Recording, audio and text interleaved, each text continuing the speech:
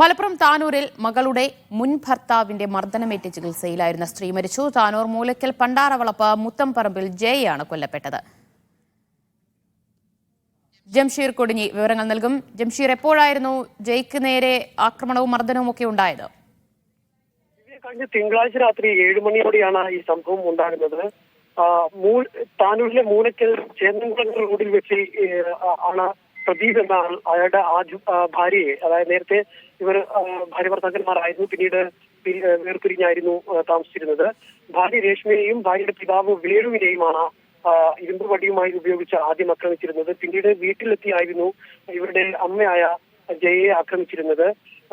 തുടർന്ന് വിവരമറിഞ്ഞെത്തിയ പോലീസ് സംഘവും നാട്ടുകാരും ചേർന്ന് പുറത്ത് അപകടത്തിൽപ്പെട്ട്, അതായത് പരിക്കേറ്റ് കിടന്നിരുന്ന രേഷ്മയെയും വേണുവിനെയും ആദ്യം ആശുപത്രിയിൽ എത്തിച്ചിരുന്നു. പിന്നീട് പോലീസ് വീട്ടിൽ പരിശോധിച്ചപ്പോഴാണ് ജയയെ വീടിനകത്ത് പരിക്കേറ്റ നിലയിൽ കണ്ടെത്തിയിരുന്നത്. അവർക്ക് തന്നെ ശരീരത്തിലുമെല്ലാം ഇരുമ്പ് വടി കൊണ്ടുള്ള അടിയേറ്റ് ഗുരുതരാവസ്ഥയിലായിരുന്നു. തുടർന്ന് കോഴിക്കോട് മെഡിക്കൽ കോളേജ് ചികിത്സയിൽ കഴിയവെയാണ് ഇന്നലെ രാത്രിയോടുകൂടി വൈകുന്നേരത്തോടുകൂടി ജയ മരണപ്പെടുന്നത്. സംഭവത്തിൽ ഇവരാക്രമിച്ച പ്രദീപ് എന്നയാൾ താനൂർ പോലീസ് സ്റ്റേഷനിൽ കീഴടങ്ങിയിരുന്നു. ഏതായാലും ഈ സംഭവത്തിൽ ഇപ്പോൾ പ്രതിക്കെതിരെ കൊലക്കുറ്റത്തിന് കേസെടുത്തിട്ടുണ്ട് താനൂർ പോലീസ്.